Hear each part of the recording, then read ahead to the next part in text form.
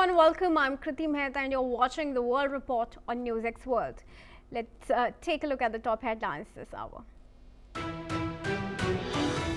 European Union reaches a deal to provide Ukraine with 90 billion euros for 2026 to 27 after failing to agree on using frozen Russian assets to reconstruct war-torn nation.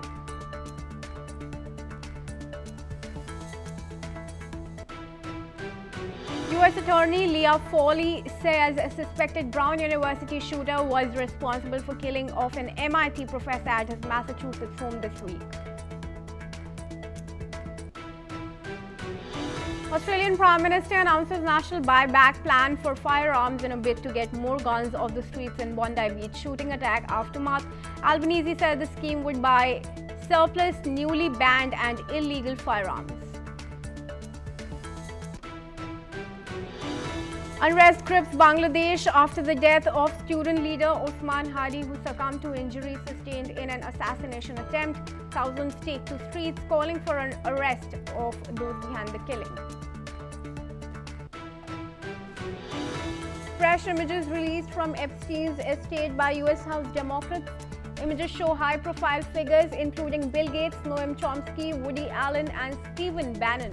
Also reveal island plans and more. TikTok signs deal to sell its U.S. assets to a group of American investors. ByteDance signed deals with Oracle, Silver Lake, MGX to form new TikTok. The interstellar comet 3-1 Atlas makes its closest approach to Earth today, passing safely at 168 million miles. Scientists say it offers a rare chance to study material from another star system before leaving Earth forever. Saudi Arabia covered in white as rare snowfall. Gulf country gets rare snowfall after weeks of unstable weather and recent flooding. Several northern and northwestern regions are witnessing the snowfall, with snow settling on dunes, roads and rooftops, creating rare winter scenes across the kingdom.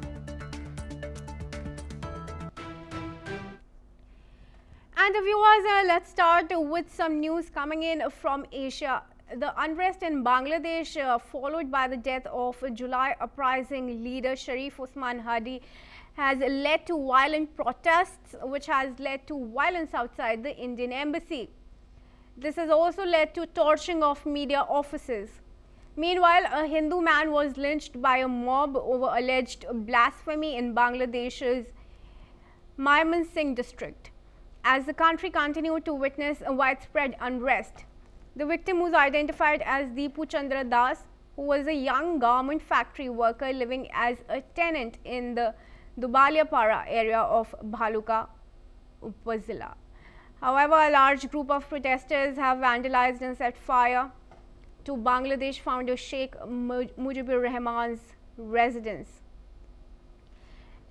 We're now joined in by Prashanta Kumarshil, who's a political commentator and joins us live from Dhaka.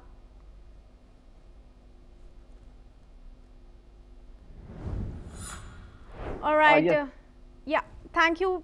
Thank you, Prashanta, for joining us in this discussion. Firstly, do take us through the scenes on the ground. How is the situation developing after the death of the student leader? Yes, yesterday there is a very crucial movement passing from Bangladesh historically, and you know that the student-led leader from after the 5th August revolution, that is Osman Hadi, and he is a prominent leader from Inqilab Munch, the student-led organizations, and that is very after last Friday we just he is in attack from a shoot killing by the anonymous figure, and we see that after his death, from confirmation from yesterday, that is the vandalism situation in Bangladesh. To see that there's a lots of miscreant happening, that is mob violence happening, lots of firing from especially our media industry, especially the two major media industries, especially one is Bangla and another is in English. There's the Pratham Alo and Delhi State. There's the two prominent newspaper in Bangladesh from firing from these issues. And there's an attacking, attacking in the consulate office of Indian embassy, this is from Rajshahi and also Jedgaon. There is another issues, this is for from security issues from we see that that is an Dhanmondi 32 number house. This house is very soft house and very soft corner for Amli people because in 1974 there is an experience from a brutal experience from the Amli leader. He's our father of nation, Bangabandhu Sheikh Mujibur Rahman. This house he is in killed from 1974, and this is the house is a soft corner for the Aum League leader and Aum League who is doing in Aum League. And yesterday we see that this house also again repeatedly from vandalizing again yesterday night, and we see that there is some come from there is a bulldozer and lots of issues. And also you can state the Mamishing, the our Hindu minority people from Das, Mr. Das, he is in from accused from blasphemy. So lots of equation come from. So all the signal you can just conclude in one sentence. That is that extremism and extremism rising from here. From we see that there is an after 5th August, there is some political narratives or vote bank narrative in here. They are talking about the Bangladesh and anti-Indian sentiment, anti-Aum League sentiment, and lots of, and also the in some extent there is some anti-Hindu platform to talk about. That is this that kind of situation from fell into some figured out some lancing, some framing for that. And also the that the people, especially the who are the activists and who are the doing that kind of mischief, they demand that from Musman Hadi's killing, who is the killer.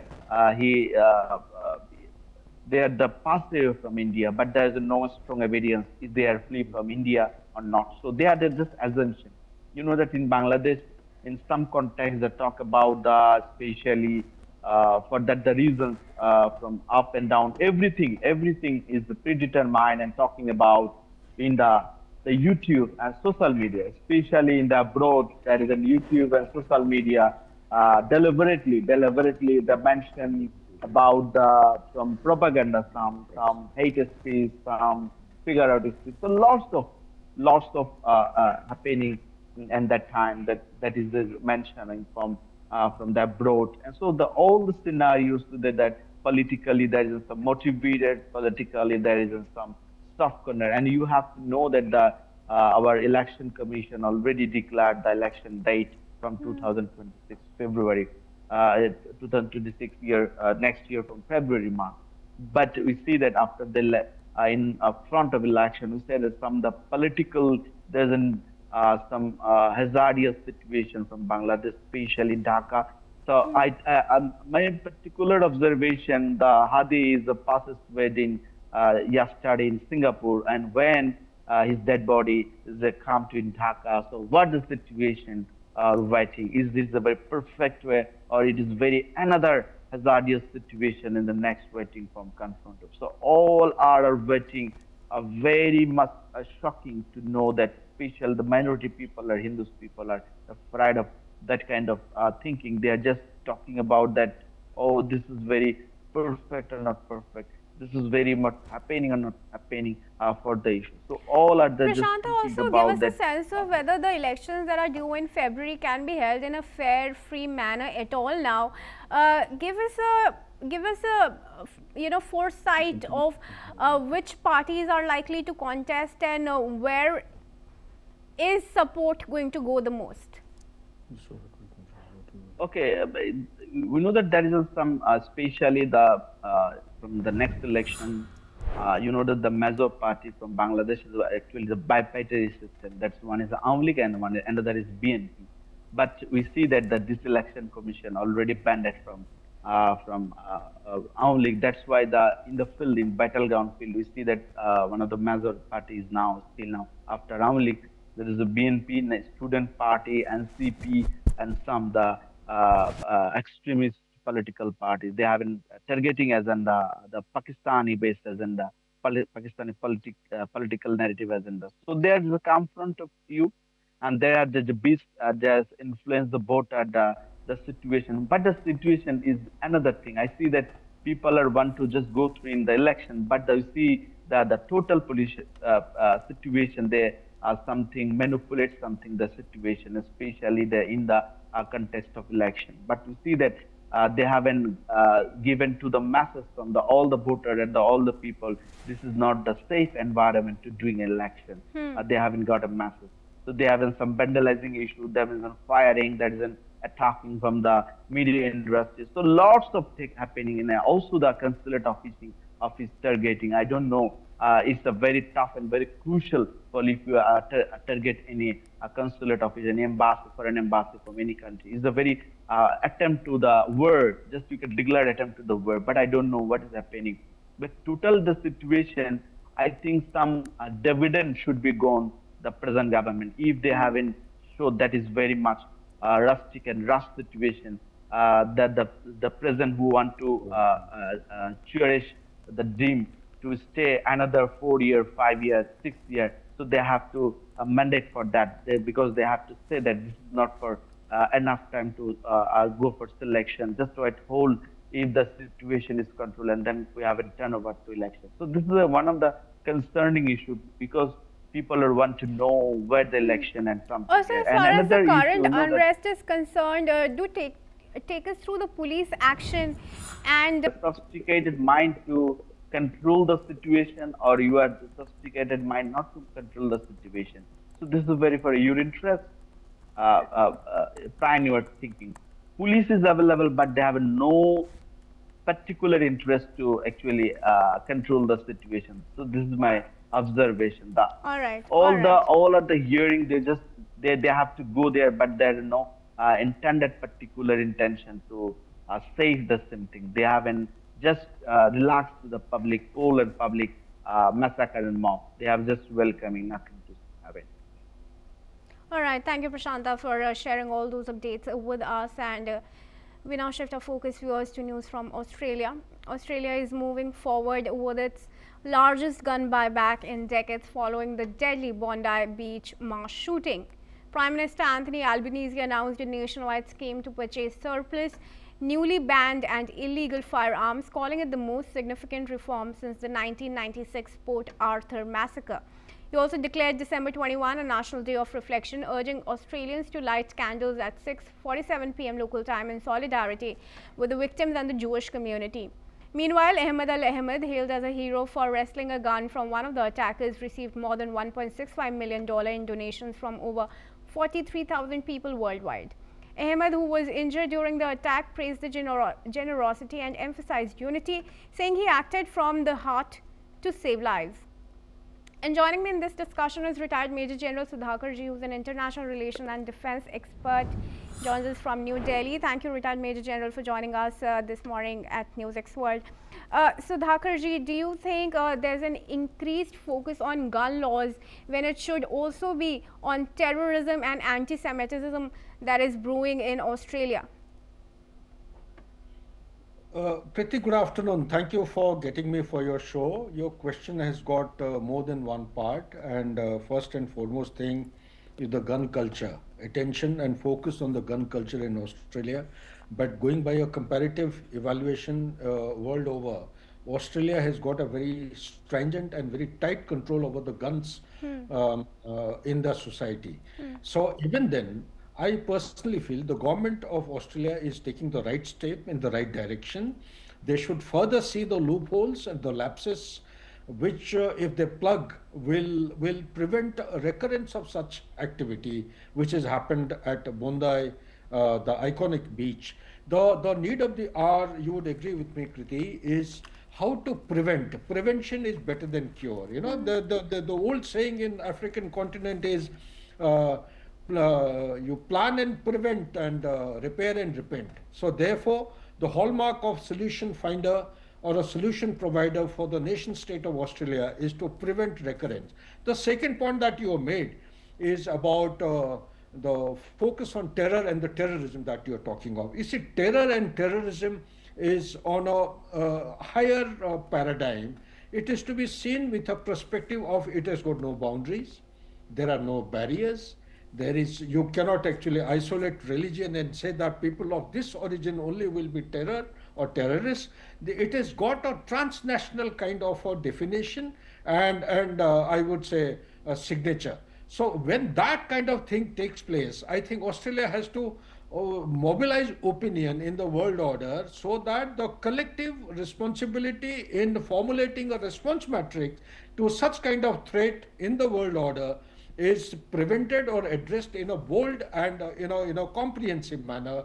No shortcut, no different kinds of definition, no different kinds of counter strategy is going to help. Anyone who kills an innocent man who's unarmed in a unpredictable environment, I personally feel or she should be held accountable under the heading of terrorism. And when you talk about terror and terrorism and terrorist, you see, the difference has to be understood very clearly. A terror in one country or the terrorist one country cannot be a freedom fighter in the other country and hence given sanctuary and shelter like it is happening. A terror in India or terrorist is being given sanctuary in country like Canada and USA. Pannu is there, he's got the dual citizenship, so he's given sanctuary and shelter. But whereas in India, he's got Interpol red collar notices, and we have all the evidences given to both the countries.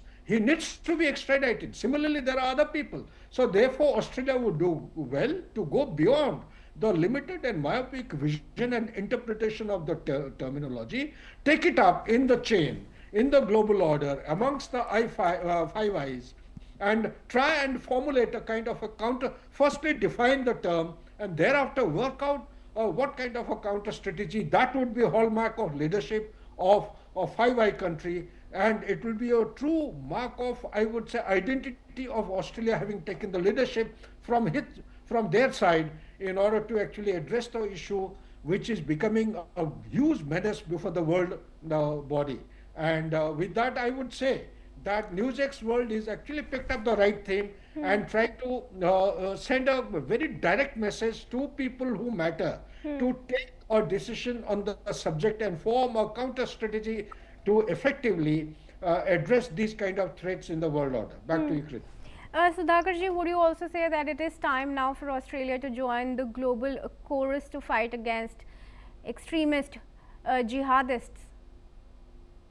Well said, Kriti. I must compliment once again. You see, people have not understood. We need to join the dots in a bigger picture. The bigger picture is sooner or later we'll come to a very convincing kind of a finding that all these things are related to radicalization. Now, what is radicalization is not understood by people. Who's behind the radicalization? That also is not understood. Muslim Brotherhood, which took birth in Egypt in 1928, thereafter fanned out all over the Middle East, thereafter playing havoc in Europe today, the Arabic countries who are supposed to be supporter of the Muslim Brotherhood, they have banned the organization. What is stopping country like Australia and the world body or the global order to ban Muslim Brotherhood? What is happening in Bangladesh? Nobody has understood that the primary agency which is responsible to spread radicalization is none other than Muslim Brotherhood with the support of Qatar,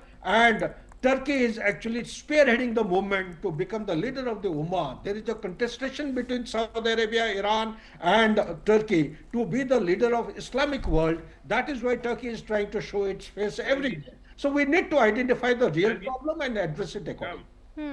All right. Thank you, Major General, for weighing in your opinion on this. But do continue to stay on with us. Let's also track some news from the Brown University shooting now.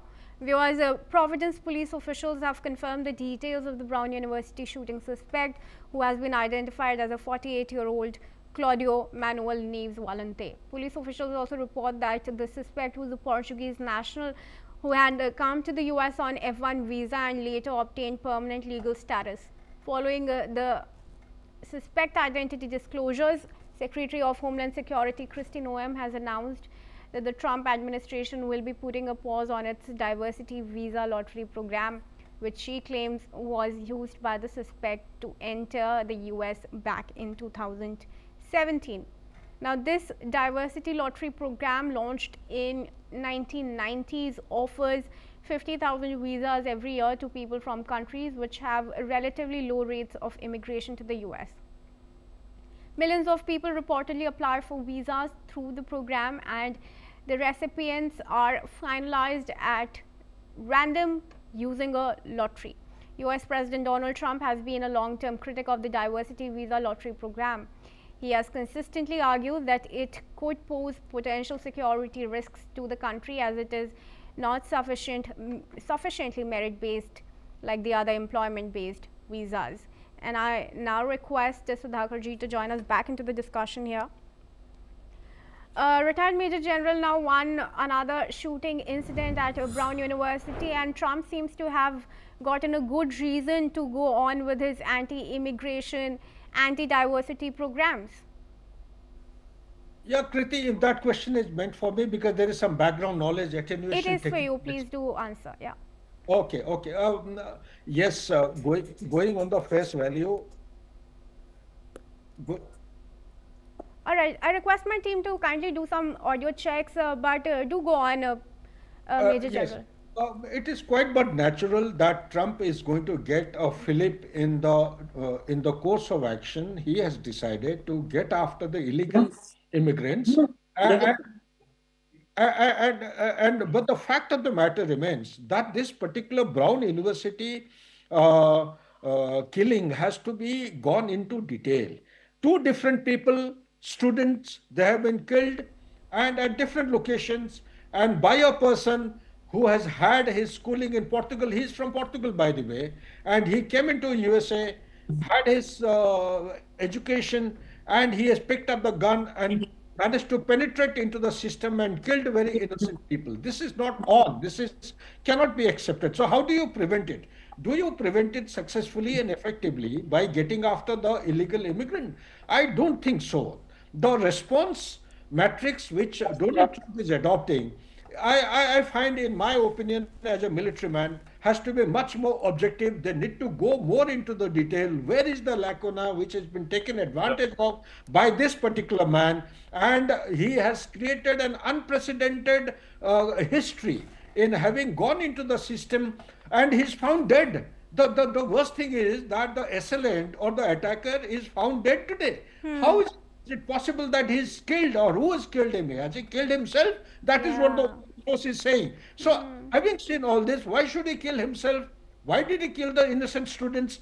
Did he have any kind of objective behind it, intention behind it? What was his agenda? So these are the issues which he has to go in to have some meaningful, justifiable decisions against the illegal immigrant, so-called, that he is so adamant about, in order to push them out from the country, because that is going to antagonize people. That will actually encourage these same people to come back to US by different means. Radicalization does not require physical education. Internet and social media is good enough. The people, the citizen of USA are getting radicalized. That is what he should be fearful of and taking preventive action in a long-term measure. And to sum it up, Kriti, if you allow me, just a minute, that every problem must be analyzed from the perspective of short-term, medium-term, and long-term. There is some talking behind going on. Anyway, if I am audible, short, medium, and long-term, this menace of illegal immigration taking place, that can be addressed by identifying the core issue and dividing into the spectrum of short, medium, and long term, and at different levels, from the tactical level to intermediate level to strategic level. It has to be handled across the seas, from the host, from the sender to the receiving country, host country. There are means which are existing today to carry out checks and balances. They also have to be gone into, not the way the immigrants are being thrown back from USA back to their parent country. This is definitely going to antagonize the countries in the world, which will go against USA, which is not desirable at this point in time. I think much more homework needs to be done by USA in order to address it much more effectively and in a very comprehensive manner. Back to you. All right. Thank you very much, Major General, for joining me in this discussion and weighing in your opinion. And with that, viewers, let's move on. Now, during recent talks with international envoys in Paris, the head of Lebanon's army has agreed to document its progress in disarming Hezbollah.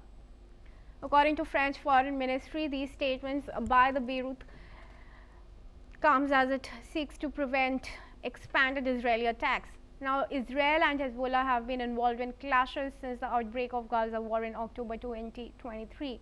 Although a ceasefire was put in place in November 2024 between the Israeli forces and Hezbollah, Israel has kept up with its strikes, arguing that it suspects of the group of rearming and that it was only reacting to secure its position in the region. Facing diplomatic pressure from Washington and fearing further escalation from Israel, Lebanon has approved a plan which would require its army to disarm Hezbollah south of the Litani River, which is a region close to the Israeli border. And viewers, before we wrap up this bulletin, let's have some news from India. Now, New Delhi has said that the disarmament plan will help restore Lebanese state's monopoly on weapons.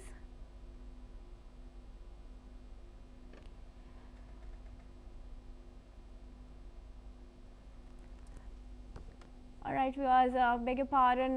Let's give some news from pollution. Now, viewers, let's tell you that the much anticipated discussion on Delhi's worsening air pollution failed to take place as Parliament's winter session has concluded. Lawmakers had planned to address the severe smog enveloping the national capital of India, with Congress leaders including Priyanka Gandhi pushing for an urgent debate. Sources said the House environment was not congenial for the discussion amid heated arguments over the G-Ram-G bill passed in Lok Sabha and later cleared in Rajya Sabha. Union Environment Minister Bhupendra Yadav was expected to respond, but the House adjourned shortly after resumption. Delhi and the surrounding regions have faced severe to severe plus air quality levels between December 13 and 15, with AQI readings exceeding 400 in multiple monitoring stations, worsened further by dense fog. According to reports, the pollution discussions are unlikely before the 2026 budget session, leaving the capital's air quality crisis unresolved for months to come. And I'm now joined in by Professor Dr. GVR Shastri, who is a political analyst and joins us live from New Delhi. Thank you, Dr. Shastri, for joining us in this discussion. Yeah, thank you. Thank you very much for allowing me to join. Yeah. Now, air quality this year has been the worst since 2018 in the national capital. The winter session of Parliament has concluded with no concrete plan of action or discussion. We have short-term solutions year after year, but no long-term fixes. No declaration of health emergency. What steps is the government really taking? We also had this suggestion and advice from China. Is anybody paying heed to the deteriorating situation of the national capital?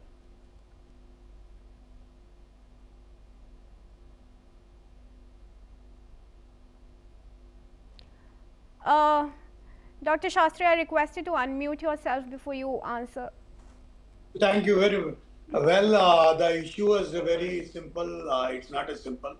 We all are in the entire the city is in the grips of the pollution. Air quality index is so high. It's really terrible. And it's not a political issue that the political parties must answer. It is absolutely an issue of the concern for the entire city and the nation.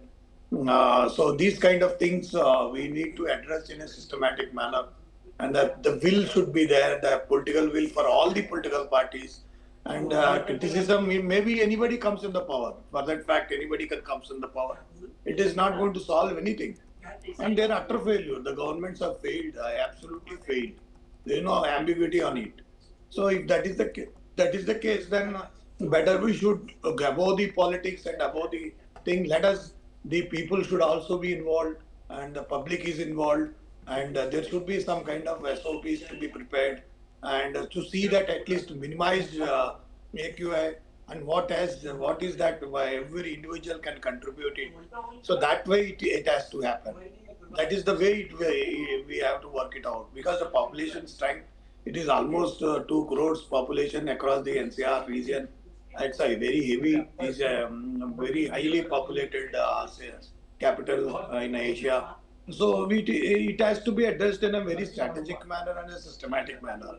Unless until you have a conscious and a concept of a problem, But you why is can't that get not being done now? This is not a new problem. It's a recurrent problem No. year after year, the same See, month. the problem, identification of problem itself is a problem for them. We are not identifying the wavelength and the deep sense of the problem. That is the problem of these governments. They never ever realized this. You see, today they are saying, talking about my government, double engine government, single engine government, triple engine government. It doesn't work like that. No government. It's a waste of time. Yeah. It's a waste of time and money. It is a simple straight is that everybody is a victim of this. Today, even though if I don't smoke, it is a day completes with 40 cigarettes smoke, that kind of situation for me. Yeah. That is what the health experts is saying. Do give your So, one message to the government right now. that message is clear, loud and clear to the government is that you have to remove as a political sense. It's not a political sense or a political activities or something that you are addressing in the political. No, it is a national importance and that the poor population is at stake and the people are so concerned and including everybody is concerned. All the officials are also part of it. Everybody is suffering with this. So better we should have some strong plan and every citizen must involved into it and there should be some kind of a natural process or a systematic process to be adopted and we have to continue for at least 5 to 10 years program. That kind of program, 5 to 10 years program that strictly we adhere and implement it, then I think somehow we will come out of this situation. All right. Thank you, Dr. Shastri, for joining us in this discussion. And with that, viewers, it's a wrap on this edition of the World Report. But do stay tuned to NewsX World for all international news updates.